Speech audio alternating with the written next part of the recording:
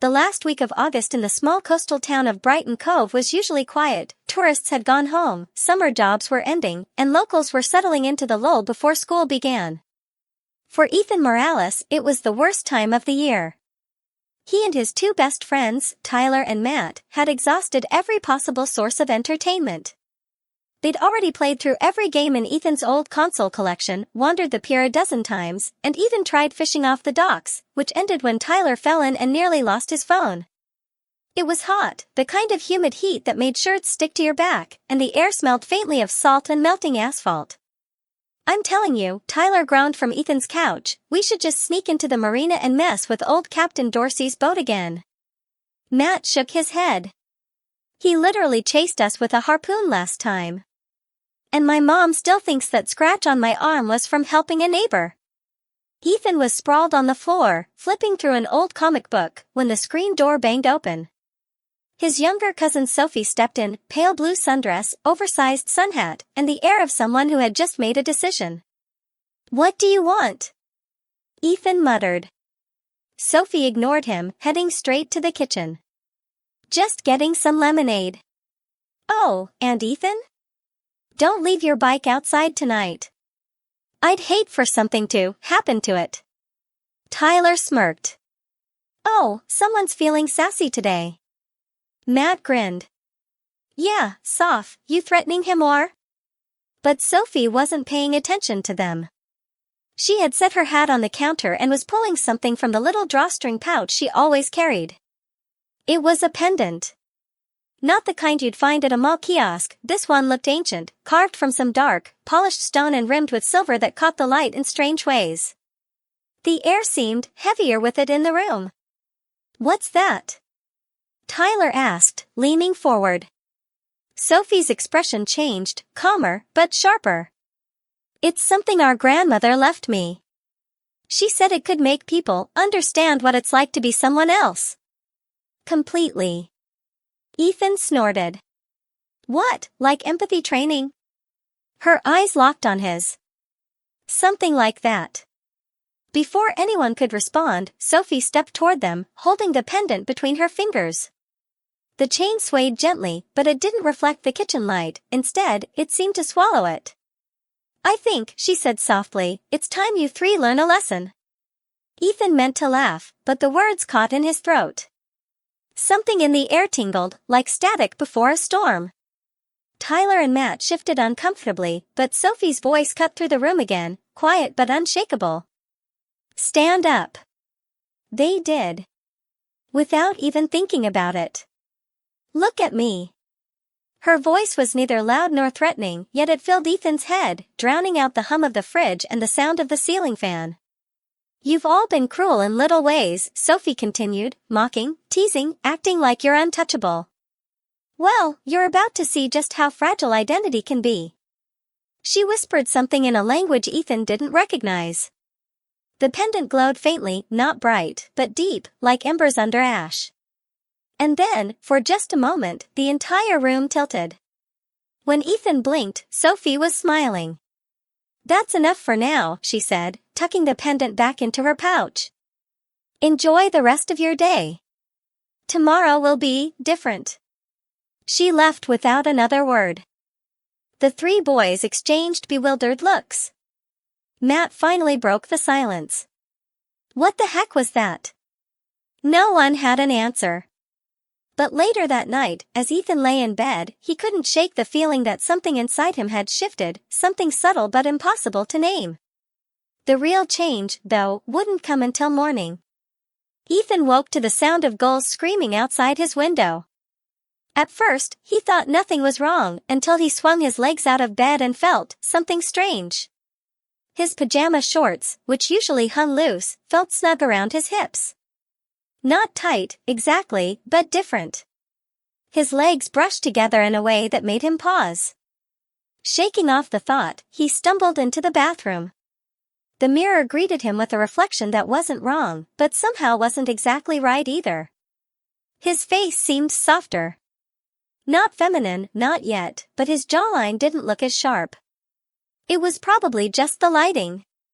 He headed downstairs where his mom was making coffee. She didn't even glance up from her mug. "You're up early," she said absently. "Cereal's in the pantry." "Oh, I washed your, laundry." Her pause was weird, but before he could ask, his phone buzzed with a message from Tyler. "Tyler, dude. We need to talk. Come to the boardwalk. Now." When Ethan arrived, Tyler was already there, hoodie pulled low over his face, hands stuffed into the pockets like he was hiding from the world. "What's wrong with you?" Ethan asked. Tyler glanced around, then yanked his hood down. Ethan froze. Tyler's hair, it wasn't just messy from sleep. It had grown. Overnight. What had been a short, choppy cut yesterday was now brushing the tops of his ears in soft waves. And unless Ethan's eyes were playing tricks, Tyler's eyelashes looked darker and thicker. "Don't say anything," Tyler muttered, shoving the hood back up. "This started when I woke up. My mom asked if I was using conditioner now." "Conditioner, Ethan? I don't even own any." Ethan's chest tightened. "It's Sophie. It has to be. That pendant thing." They both turned when Matt arrived, carrying a shopping bag. "What's in there?" Ethan asked. Matt hesitated. "Nothing." Tyler snatched the bag and pulled out a neatly folded sundress. Blue, with little white flowers. Matt went red. "I don't know why I bought it, okay? I was walking past the boutique on Bay Street and it just looked nice. And the next thing I knew, I was paying for it." The three of them stared at each other in mounting dread. From a bench across the boardwalk, Sophie watched them with a paper cup of lemonade in hand. Her sun hat cast a deep shadow over her face, but Ethan swore, just for a second, he saw the faintest glow coming from the pouch at her side. And she was smiling. By the next morning, Ethan had convinced himself it was all in his head. Sure, Tyler's hair was longer, Matt bought a sundress, but weird things happen sometimes. Right? That certainty shattered when he caught himself humming in the shower. Not just humming, singing. And not just any song, some sugary pop track he'd never listened to in his life, complete with the kind of breathy vocal runs his sister used to practice in front of the mirror. He shook his head hard, water spraying across the tiles. When he got dressed, he noticed something else. His t-shirt, one of his favorites, fit differently. The fabric stretched more across his chest, and the sleeves felt looser around his upper arms. Downstairs, his mom gave him a distracted smile over her coffee. "Oh, Ethan, those jeans look great on you. You've always had such a nice waist." Ethan blinked. "What?" But she was already flipping through the mail like nothing happened. At the park that afternoon, Tyler and Matt were waiting by the basketball court. Ethan noticed them immediately, not because of the ball in Matt's hands, but because Tyler was wearing fitted capri pants with ballet flats. "You didn't tell me you were into that," Ethan muttered as he walked up. Tyler crossed his arms. "I'm not. I just found them in my closet this morning, and they felt right." Matt grinned nervously. "Same here." He tossed the basketball to Ethan, but his nails caught the sunlight. "Painted a glossy, pale pink." "Matt," Ethan began, but Tyler cut in. "Don't act like you're fine. Look at your hair." Ethan reached up instinctively and froze. His hair was longer. Not just longer, fuller, the strands softer between his fingers. He could feel the ends brushing his neck. That's when they noticed Sophie, leaning casually against the fence, a book in her hand. "Afternoon, boys," she said sweetly. They didn't move. Or should I say, works in progress. She tilted her head, eyes glinting. "How's the empathy experiment going?" Tyler stepped forward. "Cut it out, Sophie. This isn't funny." "Oh, I'm not trying to be funny," she replied, slipping the pendant's chain between her fingers. "You think you understand how people feel when you tease them, mock them, make them feel small. But you don't. Not yet." Ethan's stomach nodded. What are you planning? Sophie smiled like she was holding the punchline to a joke they hadn't heard yet. You'll see. She turned and walked away, and with each step she took, Ethan felt the faintest, strangest flutter in his chest. That night, when he lay down, he realized his pillow smelled faintly of vanilla. And he didn't own anything vanilla-scented. Ethan woke to the sound of his phone buzzing. It was a group text from Tyler. Tyler, meet at the pier. Urgent. Matt, already here. Hurry. He stumbled out of bed and grabbed a hoodie, but the moment he pulled it over his head, he felt it, a strange, constricting pressure across his chest. Not painful, just present. He glanced in the mirror. The hoodie's fabric stretched in a way it never had before, the faint outline beneath making his pulse jump. When he arrived at the pier, Tyler was pacing, hair now brushing his shoulders in messy waves, jeans swapped for a short denim skirt. Don't say anything, Tyler snapped before Ethan could speak. I woke up like this. And I shaved this morning, Ethan. My legs. I don't even remember deciding to do it. Matt leaned against the railing, silent. His voice, when it came, was softer than usual, higher pitched. I think I'm losing my mind. I was making breakfast, and without thinking, I tucked my hair behind my ear. He demonstrated, his fingers moving in that same absent-minded, delicate way. It felt normal. Ethan's mouth went dry. It's Sophie. She's here, Tyler muttered. Sure enough, Sophie was walking down the pier, sun hat tilted back, the pouch at her side swaying with each step. Morning, gentlemen, she glanced at their outfits, or perhaps not for much longer. Ethan stepped forward. Enough, Sophie. Whatever you're doing, it's gone too far. Her smile didn't falter. Too far? You haven't even reached the middle yet. Matt's voice cracked. Why us? Sophie's expression softened, but there was steel in her eyes. Because you three remind me of someone. My older brother's friends, actually. They thought it was hilarious to humiliate me in front of the whole school. Called me names.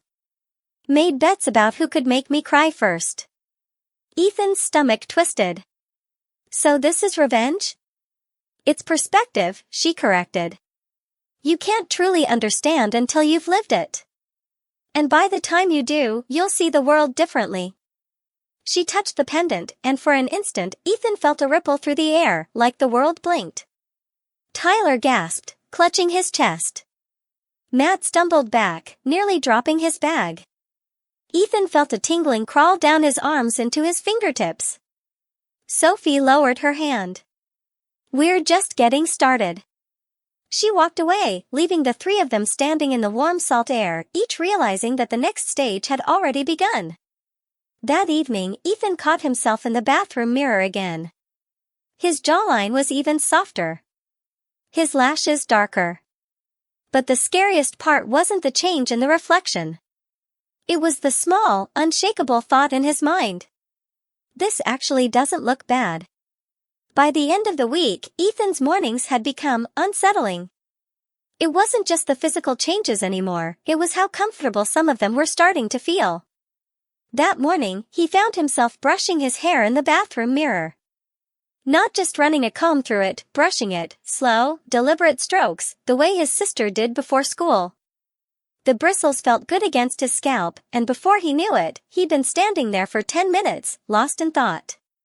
When he finally stopped, his reflection stared back with eyes that looked bigger, brighter. Lashes curled naturally. Lips a little fuller. He shoved the brush back into the drawer like it had burned him.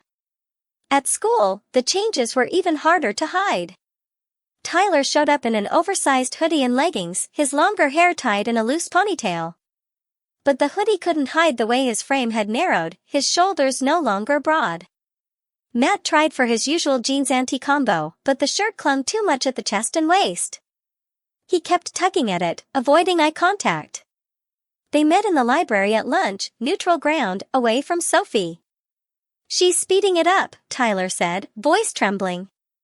"I woke up this morning and my voice, it cracked. But not like before, higher."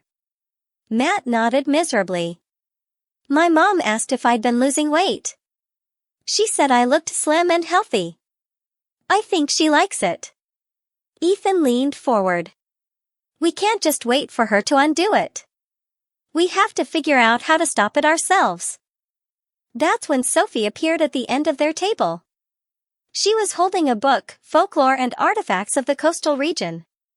"You're looking for answers," she said calmly. "I could save you some time." Tyler's jaw clenched. "We're not your experiment." Her gaze flicked between them. "You're right. You're not just my experiment. You're my proof that people can be reshaped, outside and in, until the line between who they were and who they are disappears completely." Ethan's skin prickled. "Why are you telling us this?" "Because," Sophie said, leaning in just enough that her pendant caught the light, "you're already halfway there. And the rest? The rest you'll do to yourselves."